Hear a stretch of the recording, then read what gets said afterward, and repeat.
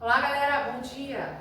Pessoal, como vocês veem aí, ó, a gente está já seguindo para o nosso final do conteúdo, né, o final da nossa unidade. E aí a gente agora vai trabalhar sobre recuperação de áreas degradadas. Vocês já sabem o que significa isso, né? Recuperar uma área que foi destruída, basicamente isso. Né? Aqui a gente tem um representante, né, que é a araucária, que foi um grupo de vegetais, né, que estavam na região que foi totalmente degradado. E aí houve todo um processo de estudo para ser reflorestado, para preservar a espécie, né? Então nós vamos trabalhar desse conteúdo aí a partir de agora, tá lá no seu livro didático da página 42 até a página 56. Lembrando que quando boto aqui a página 56, aí também está incluindo a hora do estudo, tá? Então é para vocês fazerem bastante atenção, preste atenção bastante, bem atenção na aula, porque geralmente na explicação do conteúdo eu já dou umas respostas lá das atividades da hora do estudo e também do livro de atividades, ok? Bem, galera, então, recuperação das áreas degradadas. Uma área é considerada degradada, destruída, né? Quando por ação natural ou do ser humano, suas características originais são alteradas além do limite de recuperação natural. Quando a gente fala degradada, esse nome é um nome mais usual na área de estudo da parte de ecologia, né? Lembrando que ecologia é a ciência que estuda os ecossistemas. Então, na ecologia, a gente trabalha muito com degradado, tá? Quando eu falei destruído, foi só um sinônimo para você entender o que seria o degradado, tá? Então, exemplos de atividades, né, humanas que ajudam na degradação do ambiente. Mineração, desmatamento, queimadas e deposição de resíduos no ambiente. Esses resíduos variam de vários tipos, né? Desde lixo até resíduos como, por exemplo, aqui, ó, extração, que é a extração de ferro, né? Um complexo de extração de minério de ferro no mundo, maior do mundo. E aí, no processo de extração, é eliminado aquilo que ele não tem interesse. Aonde? No ambiente, tá? Então, é a eliminação de resíduos, deposição de resíduos na área, né?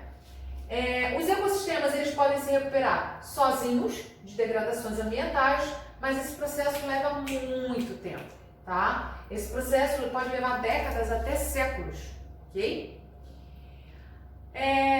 A restauração natural de uma área degradada, ela ocorre pelo processo de sucessão ecológica. Sucessão, aquilo que sucede um ao outro, né? Então, nesse processo de mudanças, os seres vivos são gradativamente substituídos e as comunidades vão se alterando com o passar do tempo, iniciando com pequenas plantas, líquens e micro-organismos, até o estabelecimento de vegetação densa, animais maiores e maior biodiversidade.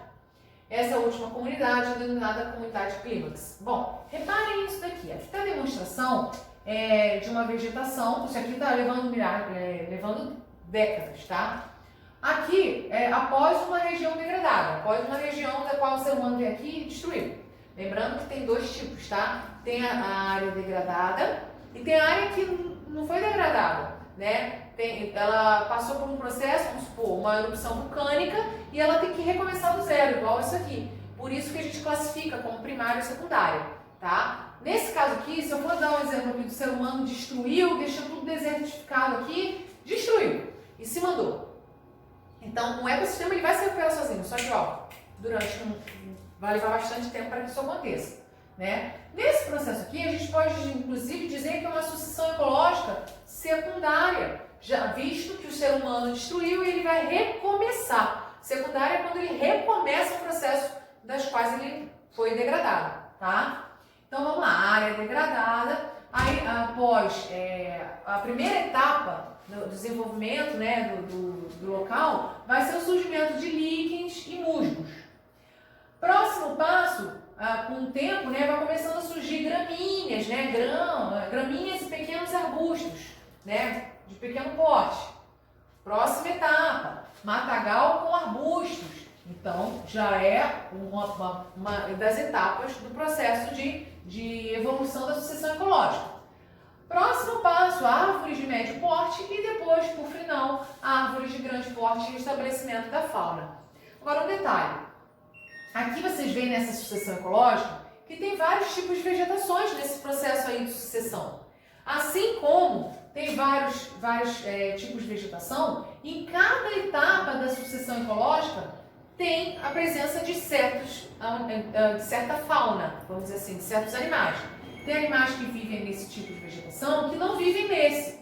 E tem animais que vivem nesse e não vivem nesse, principalmente pássaros, né? Os pássaros, eles usam árvores para colocar seus ninhos, né? Para alimentar-se, e já que ele não tem como. Então, quando uma área é degradada, praticamente é expulso todos os animais que viviam ali. E aí começa a haver a presença de outros, principalmente insetos, né? Roedores. Já conforme vai evoluindo na sucessão ecológica, vai aparecendo novos animais, ok?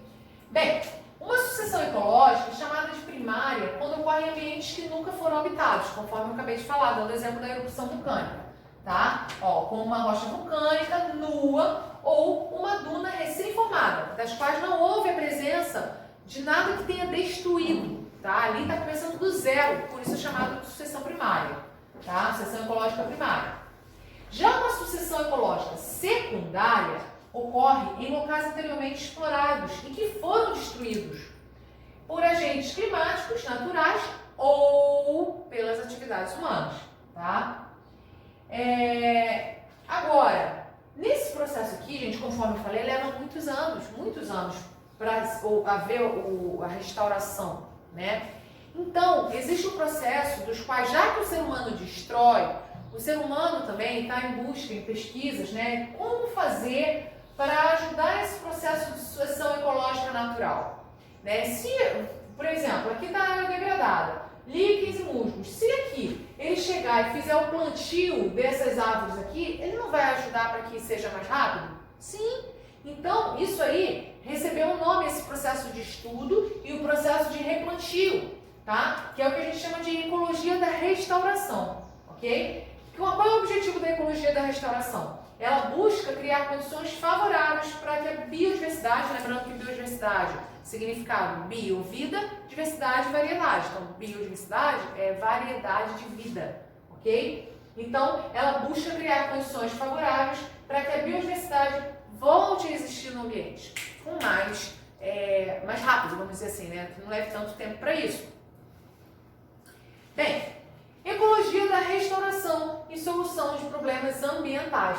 A ecologia da restauração, ela começou a ser discutida a partir de 1980, ou seja, não é de agora, né? Mas começou a ser implantada, na verdade sim, foi implantada num ponto de estudo para ver se haveria possibilidade disso ser restaurado, e houve, né? E foi restaurado. Vocês vão ver que o exemplo de um local aqui que houve esse processo de restauração, que é a Floresta Nacional da Tijuca, no Rio de Janeiro, e valeu, e foi válido. Então ela começou a ser usada em outras regiões também, tá? E na Floresta Nacional da Tijuca já tem tempo, e ali foi visto o sucesso, tá? Então, é um exemplo importante da ação da ecologia de restauração na recuperação de áreas degradadas são os projetos realizados para a recuperação das matas ciliares, principalmente, tá? Lembrando que matas ciliares é aquela mata que, vamos dizer assim, que fica ao redor dos rios, né? Mata ciliar, ela corresponde à vegetação que se encontra nas margens dos rios. Além de evitar que as águas das chuvas levem sedimentos e materiais para os rios, essas matas ciliares também evitam que a força da água do próprio rio cause a erosão e arraste o solo do entorno para o seu interior, fazendo com que o seu leito fique mais raso. Isso tem um nome. Esse processo da qual o leito do rio acaba ficando mais raso, né, pelos sedimentos que vão caindo ali, se chama assoreamento, tá? E esse assoreamento acaba prejudicando a sobrevivência das espécies que vivem naquele rio e dos moradores ribeirinhos, ok? Bem, ao promover o plantio de árvores nativas do local e realizar um manejo adequado dessas regiões, a recuperação pode ocorrer mais rapidamente. Isso faz reduzir os impactos negativos. Além da recuperação de áreas degradadas, como o reflorestamento de espécies vegetais nativas, há também outras técnicas, como as técnicas que a gente já vai falar. tá? Que é a biorremediação e o incremento biológico. Tanto a biorremediação e o incremento biológico, eles auxiliam nos ambientes degradados, tá? E aí ajudam o ambiente a se recuperar mais rápido, ok? Aqui está a demonstração de uma mata ciliar destruída. Vocês percebem que, ó, cadê a vegetação da mata ciliar? Essa mata que está aqui está mais longe do rio. Então, ó, há um processo de erosão fazendo com que o rio, o leito do rio, fique mais raso. Isso impacta nas espécies que vivem nesse rio e essas casas aqui podem correr o risco ainda de, né, desmoronar, porque conforme chove, vai ocorrendo a erosão no local, né? E aqui está a demonstração dos próprios moradores fazendo o replantio dessa mata ciliar, tá? Usando árvores nativas da região para que façam o reflorestamento do local. Agora vamos fazer um estudo de cada um dos quais eu falei aqui, ó, que é a biorremediação e o incremento biológico. Então, biorremediação. A biorremediação, ela utiliza processos biológicos para transformar, degradar, ou seja, decompor a substância, né? Ou remover o resíduo contaminante do solo ou da água de um ambiente contaminado. Como que é feito esse procedimento? Geralmente é usado os próprios micro-organismos para realizar esse processo, né? Ou seja, seres vivos da própria natureza para fazer o processo de degradação na natureza, tá? Então, emprega-se micro-organismos, geralmente bactérias ou fungos, tá? E que realizam processos metabólicos utilizando os contaminantes como uma espécie de matéria-prima. Então, essas bactérias, elas usam esses contaminantes para construir seu nutriente, seu alimento. Matéria-prima seria construir algo para ela, né? Que é os seus próprios nutrientes. Fungos e plantas também podem ser utilizados nesses processos. Resultando da biorremediação, os poluentes são transformados em substâncias menos tóxicas e agressivas ao ambiente. Isso diminui o número de seres vivos afetados e a extensão da área de contaminação, tá? Outras aplicações da biorremediação incluem também a limpeza de derramamento de petróleo e também de material radioativo, tá? Como eliminar isso da natureza? A biorremediação é um processo que tem como eliminar elementos radioativos e petróleo, tá? Inclusive foi usado isso quando houve o derramamento de petróleo no meio do ano passado, ok? Do ano passado, 2019. Bom, continuando aí, aqui está a demonstração do solo contaminado com petróleo, tá? E o processo ocorrendo aqui de biorremediação. Bem, incremento biológico. Já o incremento biológico, ele é utilizado quando se quer adicionar algum nutriente. Vocês percebem que ele é diferente da biorremediação. A biorremediação, ele tira, e o incremento biológico, ele põe, tá? Ele adiciona algum nutriente no solo que tenha sido eliminado e esteja limitando a recuperação da área.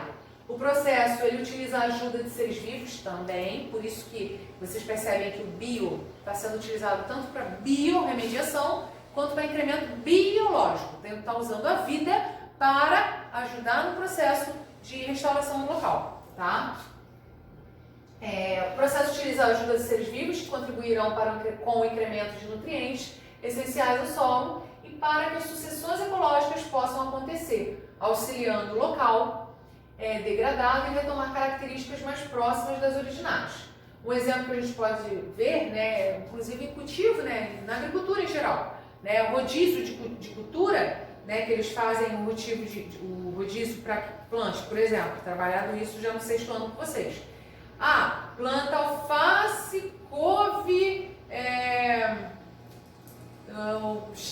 chicória, que vocês conhecem por um outro nome que eu não estou lembrando agora. E aí, você fazendo a plantio durante muito tempo, vai chegar um momento que essa vegetação ela vai começar ficando pobre em nutrientes, principalmente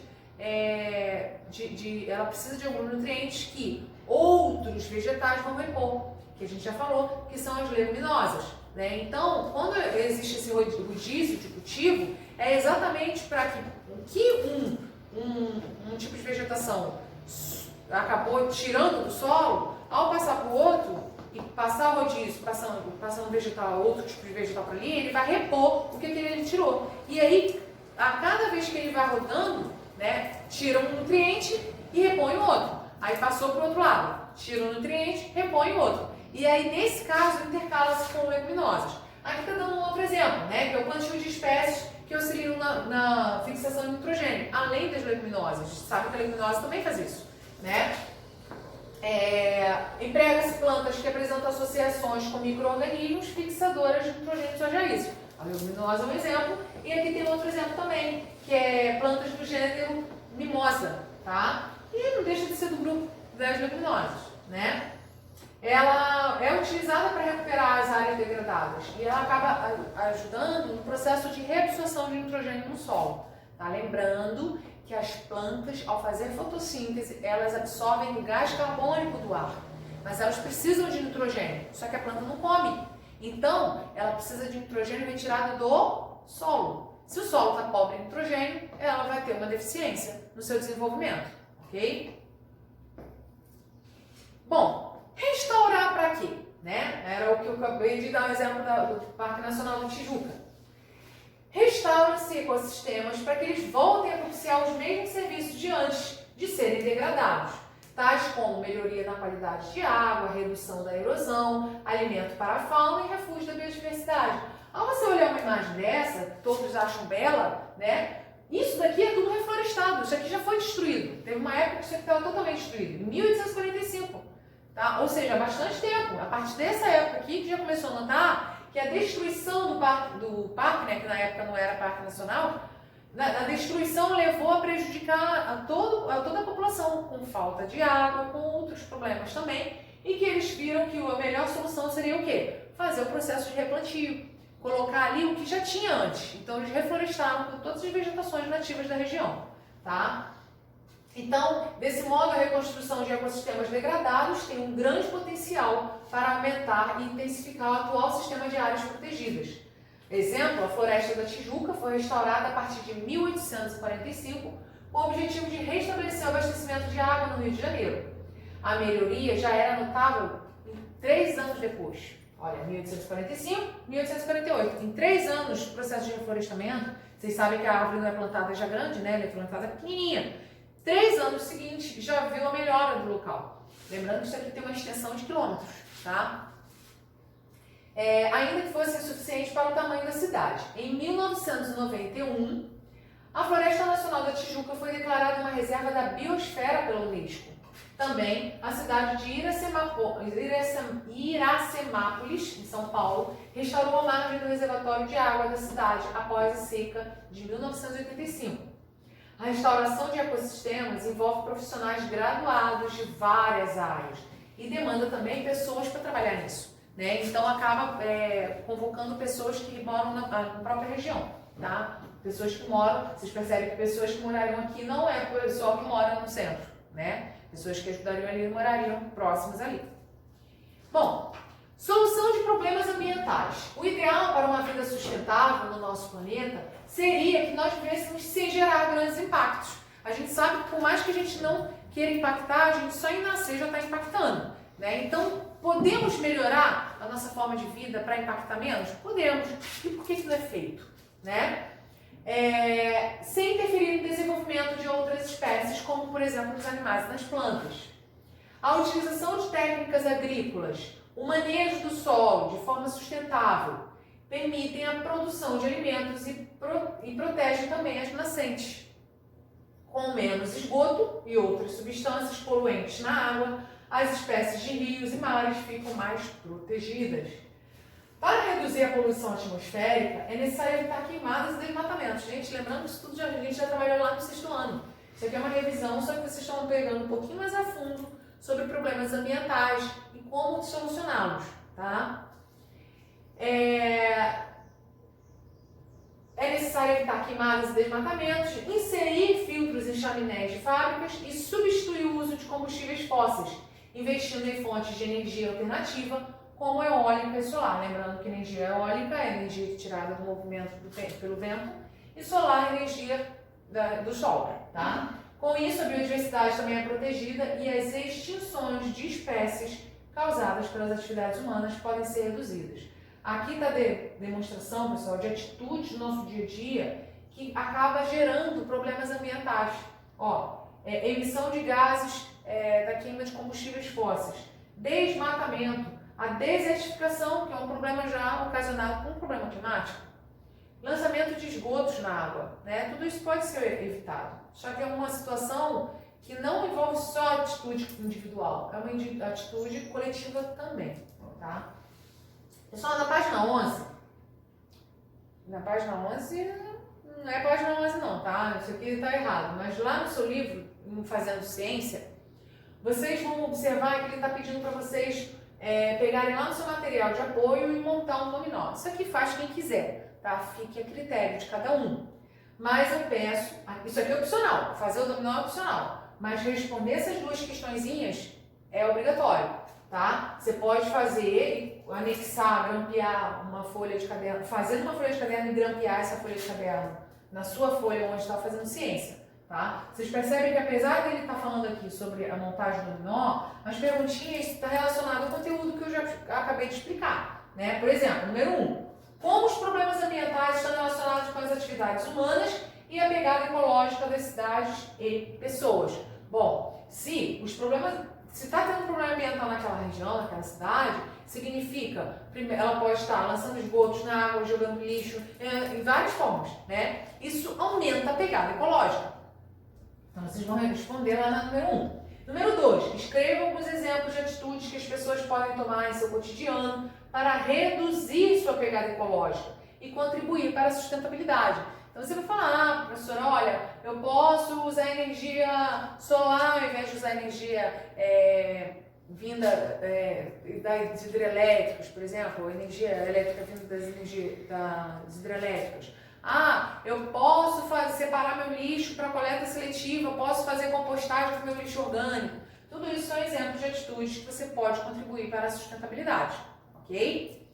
Bem, ambiente e políticas públicas. A conservação dos recursos naturais e da vida dos seres humanos na Terra está relacionada com a manutenção dos ecossistemas e seus componentes bióticos e abióticos. Lembrando que bióticos componentes que têm vida e abióticos componentes que não têm vida. Por exemplo, clima, vegetação, salinidade, né, pH da água, por exemplo.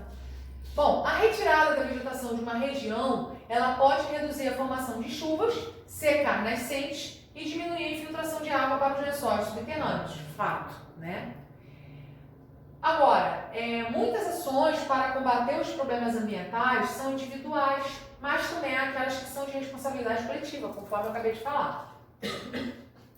Envolvendo principalmente decisões governamentais, como a elaboração de projetos e a aprovação de leis que protejam o meio ambiente. Políticas públicas. As políticas públicas são ações, atividades e programas desenvolvidos pelos governos, em conjunto ou não com outras instituições, com o objetivo de assegurar direitos aos cidadãos e de melhorar as condições de vida pessoal e em sociedade. Lembrando que na Constituição Federal, ele assegura a todos, pessoal, é a geração de hoje e a geração que vai vir daqui a 50 anos, tá? Ele assegura a todos o direito ao meio ambiente ecologicamente equilibrado. Então, se assegura a todos, por que a gente não pode deixar para gerações futuras um meio ambiente equilibrado? Porque da forma que nós estamos ministrando, né, tudo que o meio ambiente nos oferece, não terá um ambiente equilibrado para as futuras gerações, tá?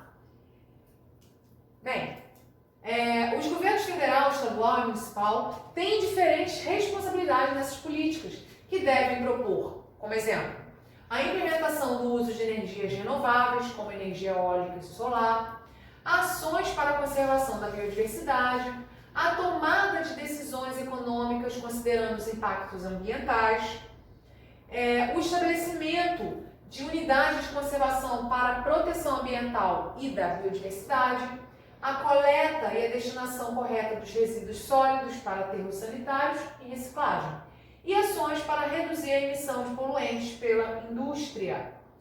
Essas são as ações dos governos, tanto federal, estadual ou municipal. Tá? Aqui tem a demonstração da usina de geração de energia solar em Boa Vista, das Missões, e geradores de energia eólica no Nordeste do Brasil. tá? Lembrando que para ter gerador de energia eólica tem que ter um ambiente propício a isso, tem que ser uma região que tem bastante vento, uma região das quais não tem muitas aves no local, porque senão acaba impactando nas aves, né? Isso aqui, ao girar, mata. Enfim, tudo isso mais à frente vocês vão aprender detalhes, ok? Mas pincelamos isso no 8º ano. Acordos internacionais. Esses acordos internacionais foram feitos exatamente com o propósito de como fazer para impactar menos o ambiente, tá? E aí foi feito vários acordos, né? Vamos começar aí com um dos primeiros, que foi a Conferência de Estocolmo, né? E essa conferência ocorreu e foi formalizado o Programa das Nações Unidas para o Meio Ambiente, conhecido como PNUMA, tá? Ela foi decisiva para o surgimento de políticas de gerenciamento ambiental e direcionou a atenção das nações para as questões ambientais, a partir do ano de 1972, ok? Agora, a IPCC, que é o Painel Intergovernamental de Mudanças Climáticas, ele foi criado com o objetivo de estudar e compreender as alterações climáticas da Terra, pois já havia preocupação com o aquecimento global, né? A ECO 92, que foi sediada no Rio de Janeiro, que é a Conferência das Nações Unidas para o Meio Ambiente e Desenvolvimento, ela reforçou isso aqui, muito importante, pessoal. Tem atividade lá no livro de atividades, inclusive também perdido isso daqui. A ECO 92, ela reforçou a necessidade de desenvolvimento econômico dos países ocorrer sem comprometer os recursos naturais no futuro. O principal documento ratificado pelo encontro foi a Agenda 21. Essa Agenda 21, gente, foi questão da IFPR, tá? Foi falado sobre a Agenda 21. E em qual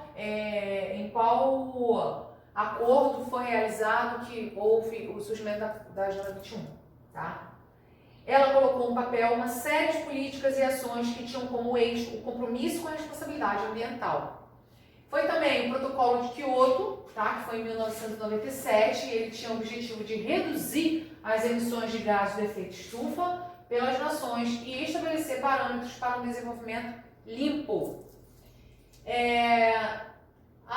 Teve o Acordo de Paris, né, em 2015, a Rio+20, que foi em 2012, né? E atual, como signatário de Acordo de Paris, o Brasil tem compromisso de aumentar a participação de energias renováveis em sua matriz, sua matriz energética, né? Além de restaurar e reflorestar 12 milhões de hectares de áreas desmatadas. Um detalhe muito importante: o Brasil é o 7º maior emissor de gases de efeito estufa do mundo. Isso é informação atual, publicada atualmente. 7º, ok? Bem, lá no Saiba Mais, ele fala sobre uma cidade, né, que parece que não existe uma cidade dessa, mas prestem bastante atenção. Como será a primeira cidade 100% sustentável no planeta? 100%? Sim. Ela empregará apenas energias renováveis, reutilizará todo o lixo que produz, terá apenas transporte público movido a eletricidade e neutralizará toda a sua emissão de gás carbônico. Parece sonho, mas está virando realidade. Desde 2008, em um deserto dos Emirados Árabes Unidos, a 30 quilômetros da capital, Abu Dhabi. Por enquanto, Masdar, fonte em árabe, é apenas um canteiro de obras. Isso, galera, lembrando que isso daqui foi planejado, né, desde 2008, e isso daqui está ainda em construção, tá?